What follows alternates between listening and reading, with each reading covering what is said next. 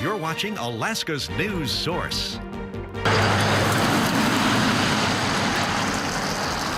Today on the Morning Edition, road repairs, security upgrades, and ferry fixes, all part of a multi-billion-dollar plan just passed by the Senate in Juneau. We've got details on the $3 billion budget. Plus,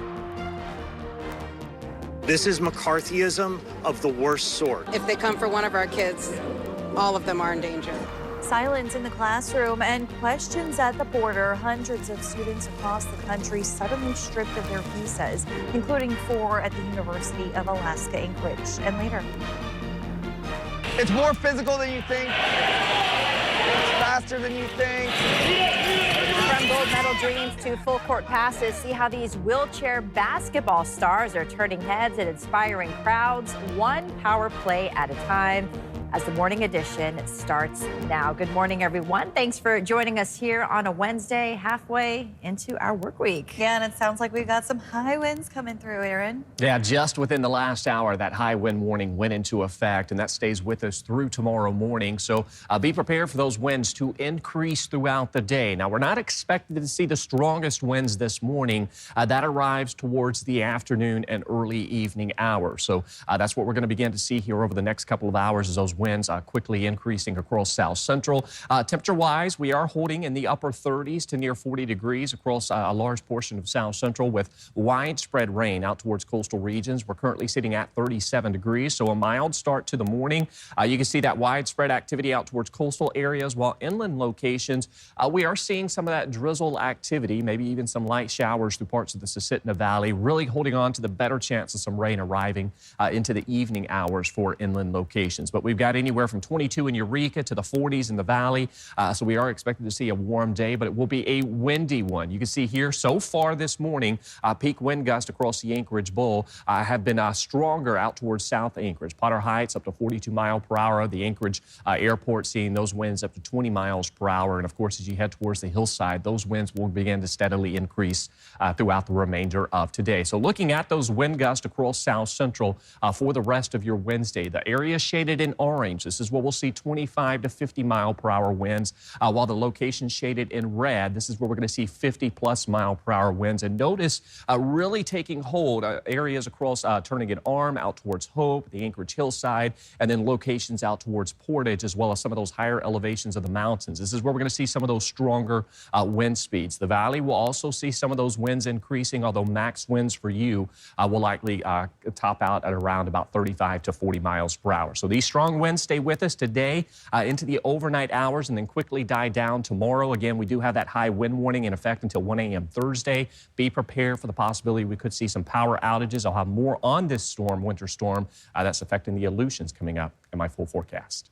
All different nationalities, more than 1,000 people so far have been affected by it. We are not going to be importing activists into the United States. They're here to study. They're here to go to class. They're not here to lead activist movements. A lot of students are worried. A lot of students are facing visa revocations.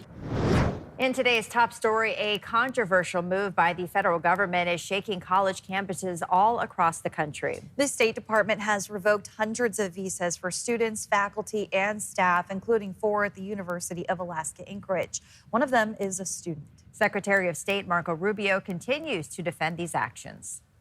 We gave you a visa to come and study and get a degree, not to become a social activist that tears up our university campuses.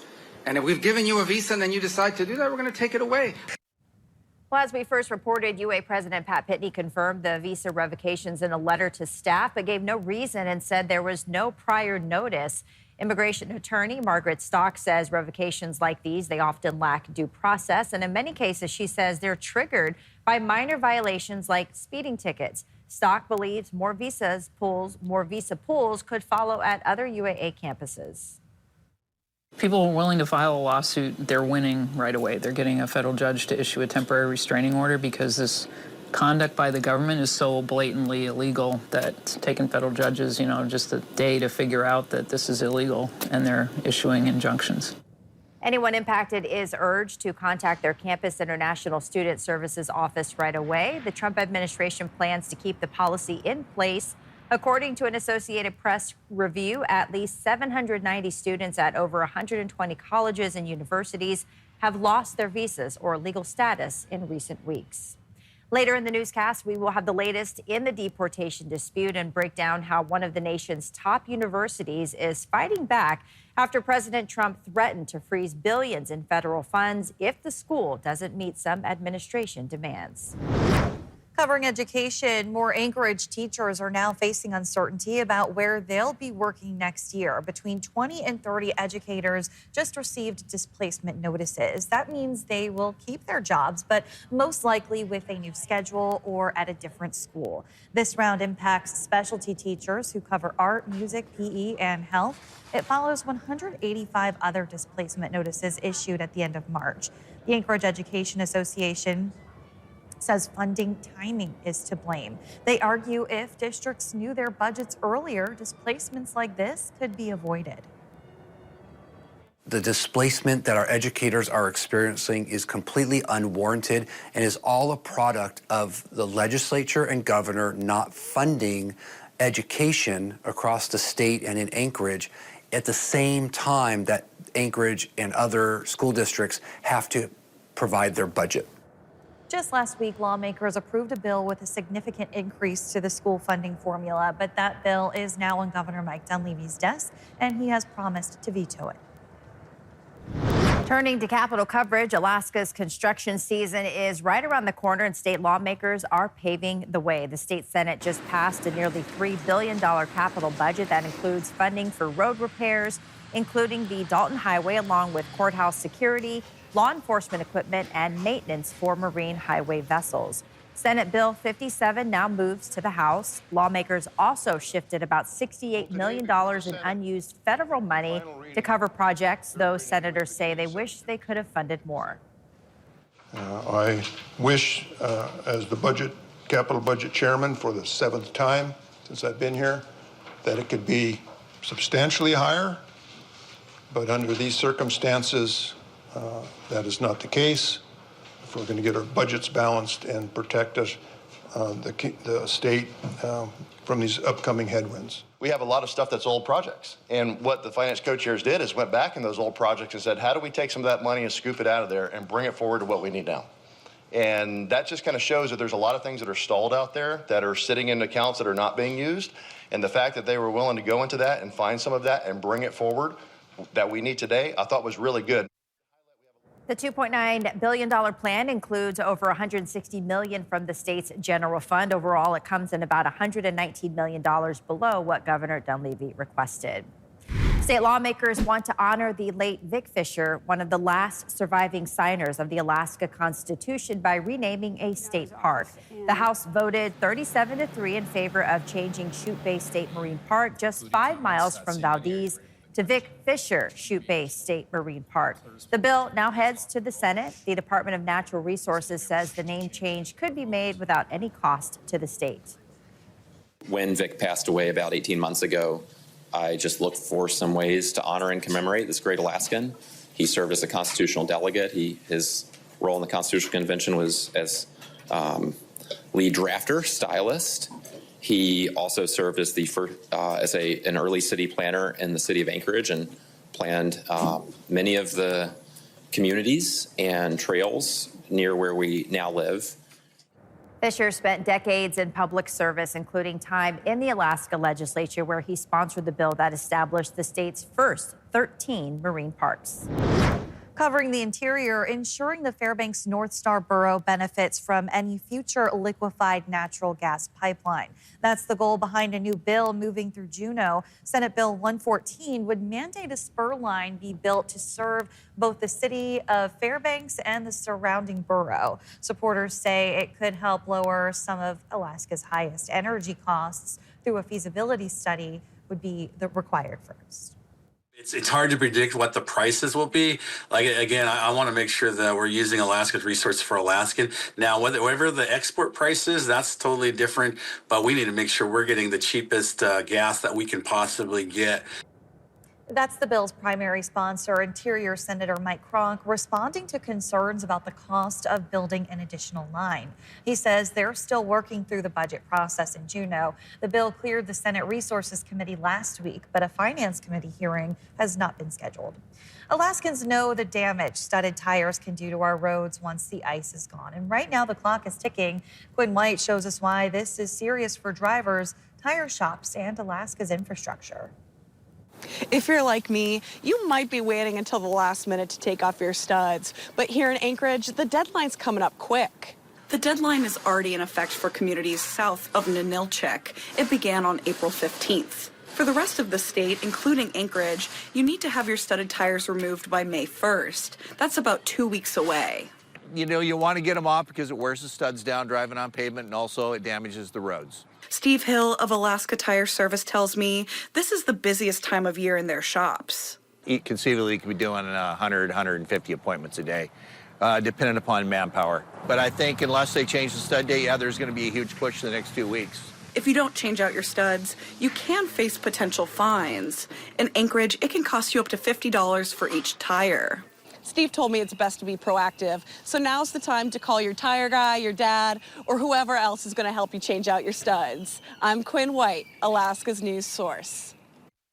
After the break, the health of our waterways remains a top priority, especially in states like Alaska. From trash on the tide to opioids on the dock, the biggest challenges facing Alaska's fishing families takes center stage at Comfish 2025. Plus, the debate over linking the Glen and Seward highways revs up again, with Fairview residents hoping safety comes first. High winds across south central with some heavy rainfall near the coast. Meanwhile, out towards southwest and the Aleutians, we've got heavy snowfall and gusty conditions. I'll have more on that in that 7-day forecast. But first, sunrise, 6:34 in Anchorage, 5:41 in Juneau. The full forecast is next. Good morning, everyone. Back here on your what's going to be a windy Wednesday. Yeah, we've got some strong weather headed our way. Aaron, what can we expect? Yeah, that high wind warning went into effect at 4 a.m. this morning and lasts through 1 a.m. tomorrow. So we're going to begin to see these winds steadily increasing throughout the day as that storm approaches from the southwest.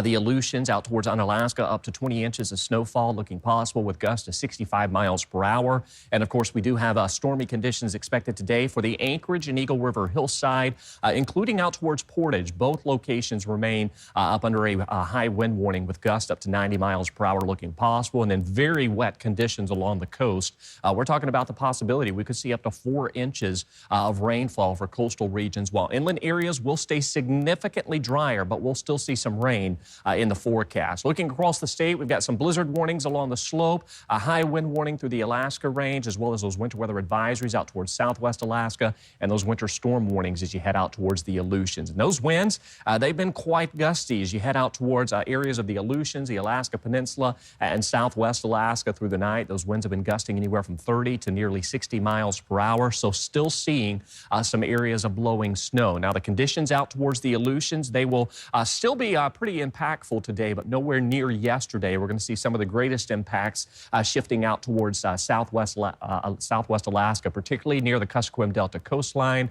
Nunivak Island. Be prepared for the possibility for winds gusting to 45 miles per hour and some areas of blowing snow. Now, as we head out towards Unalaska, you can see this is what you typically see on a clear day. Now, we are seeing some improving conditions. You can see visibility is still greatly reduced in some areas, but we will see some improving conditions throughout the day as that snow, or the heaviest of that snow, continues to push into parts of southwest Alaska.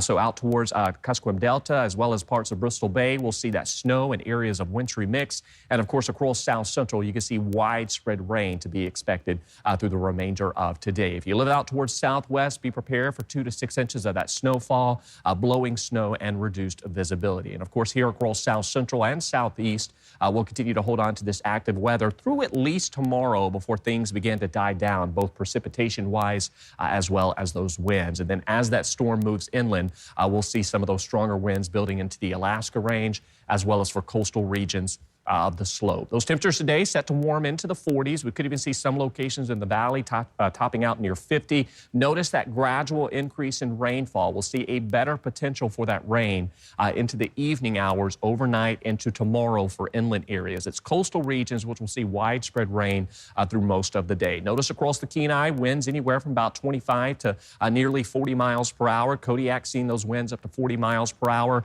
And then we've got those gusty conditions, particularly through western Prince William Sound out towards Portage, where we're going to see some of those stronger wind speeds. And if you are driving through the pass, turning an arm, be prepared for some of those stronger winds as well. Now, Wasilla, Palmer, those winds at 35 to 40 miles per hour expected along the Parks Highway north to Talkeetna. Not much in the way of winds, meaning you'll see a better chance for that rain. And of course, here in the Anchorage Bowl, those winds could gust as high as about 40 to 45 miles per hour. That 7-day forecast, you can see that rain stays with us into Thursday. That high wind warning expires at 1 a.m., welcoming in Easter Sunday with highs in the mid to upper 40s. All right, something to keep an eye on. Thanks, Aaron. Well, a 3-day commercial fishing expo is underway in Kodiak, where industry leaders are diving into the biggest issues facing Alaska's waters. One topic getting attention at Comfish 2025, marine debris, which includes all types of waste. A presenter with the Ocean Plastics Recovery Project shared how trash washing up on Alaska's shores is just an eyesore. It's a growing threat to the state's fisheries and coastal communities. Another topic that is getting attention at the expo, opioid abuse in the commercial fishing industry. Denise Damewood, who founded Project GABE after losing her stepson to fentanyl-laced opioids, led the conversation. Damewood says the physical demands of the job often push fishermen towards self-medication, a dangerous path that too many don't survive. Fishermen frequently endure long hours, threatening weather conditions, of course, back-breaking work, injuries, musculoskeletal disorders, chronic pain, lack of sleep, social isolation, and separation from friends and loved one. All of that just kind of makes the perfect storm for getting hurt, being isolated and out on your own if that hurts. Just the demanding work in and of itself, even if you do everything ergonomically correct. Project GABE has been expanding to help bring safety awareness to commercial fishermen statewide, partnering with multiple agencies. In January 2025, Project GABE became affiliated with AMSI, the Alaska Marine Safety Education Association, and the State of Alaska Department of Health and Public Health. We combined our efforts and provide marine safety training and mariners first aid training, CPR training classes. And our aim is to join together to extend opioid overdose response training and resources to more communities and more workers. The expo continues this morning at 9:45 with a talk by Dr. Bob Foy about NOAA's priorities for 2025.